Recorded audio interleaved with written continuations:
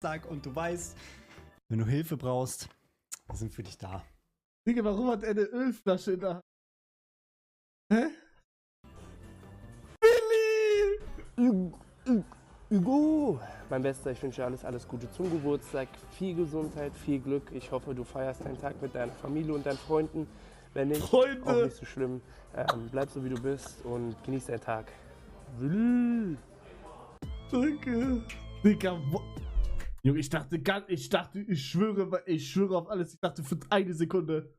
Ich dachte wirklich für eine Sekunde gerade. Digga.